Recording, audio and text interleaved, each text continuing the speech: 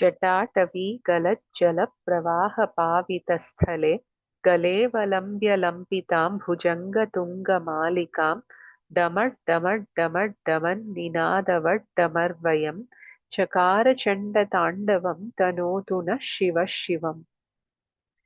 जटाकटाहसम्भ्रमभ्रमन्निलिम्पनिर्झरी विलोलवीचिवल्लरी विराजमानमूर्धनि धगद्धगद्धगज्ज्वलल्ललाटपट्टपावके किशोरचन्द्रशेखरे रतिप्रतिक्षणं मम।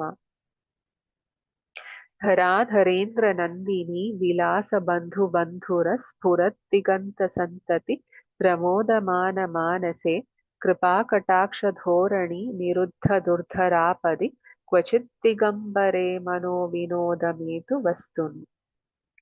जटाभुजङ्गपिङ्गळस्फुरत्फणामणिप्रभा कदम्बकुङ्कुमद्रवप्रलिप्तदिग्वधूमुखे मदान्धसिन्धुरस्फुरत्त्वगुत्तरीयमेदुरे मनोविनोदमद्भुतं बिभर्तु भूतभर्तरि। सहस्रलोचनप्रभृत्य शेषलेखशेखर प्रसूनधूलिधोರಣಿ विधूसराङ्घ्रिपीठभूः भुजङ्गराजमालया निबद्धजाटजूटकः श्रियै चिराय जायतां चकोरबन्धुशेखरः। ललाटचत्वरज्वलधनञ्जयस्फुलिङ्गभा निपीतपञ्चसायकं नमन्निलिम्पनायकं सुधामयूखलेखया विराजमानशेखरं महाकपालिसम्पदे शिरोजटालमस्तु नः। करालफालपट्टिका दघद्दघद्दघज्ज्वलद्धनञ्जयाहुतिकृत प्रचण्डपञ्चसायके धराधरेन्द्रनन्दिनी कुचाग्रचित्रपत्रक प्रकल्पनैकशिल्पिनी त्रिलोचने रतिर्मम। नवीनमेघमण्डलि विरुद्धदुर्धरस्फुरत् कुहूनिशीथिनीतमः प्रबन्धबद्धकन्धरः निलिम्पनिर्झरीधरस्तनोतु कृत्तिसिन्धुरः कलानिधानबन्धुरः श्रियं जगद्धुरन्धरः। प्रफुल्लनीलपङ्कजप्रपञ्चकालिमप्रभा वलम्बिकण्ठकन्दली रुचिप्रबद्धकन्धरं स्मरच्छिदं पुरच्छिदं भवच्छिदं मखच्छिदं गजच्छिदान्तकच्छिदं तमन्तकच्छिदं भजे। अखर्वसर्वमङ्गला कलाकदम्बमञ्जरी रसप्रवाहमाधुरी विजृम्भणा मधुव्रतं स्मरान्तकं पुरान्तकं भवान्तकं मखान्तकं गजान्तकान्धकान्तकं तमन्तकान्तकं भजे।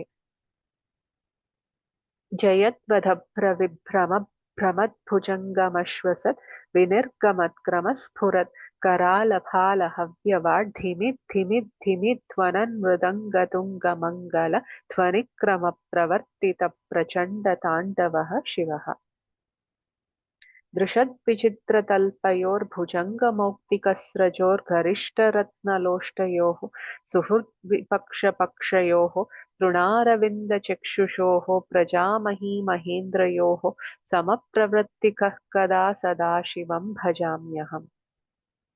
कदा निलिम्पनिर्झरी निकुञ्जकोटरे वसन् विमुक्तदुर्मतिः सदा शिरस्तमञ्जलिं वहन् विलोललोललोचनो ललामफाललग्नकः शिवेति मन्त्रमुच्चरन् सदा सुखी भवाम्यहम्। इमं हि नित्यमेव मुक्तमुक्तमोत्तमं स्तवं पठन् स्मरन् ब्रुवन् नरो विशुद्धिमेति सन्ततं हरे गुरौ सुभक्तिमाशु याति नान्यथा गतिं विमोहनं हि देहिनां सुशङ्करस्य चिन्तनम्। पूजावसानसमये दशवक्त्रगीतं यः शम्भुपूजन् अपरं पठति प्रदोषे तस्य स्थिरां रथ गजेन्द्रतुरङ्गयुक्तां लक्ष्मीं सदैव सुमुखीं प्रददाति शम्भुः।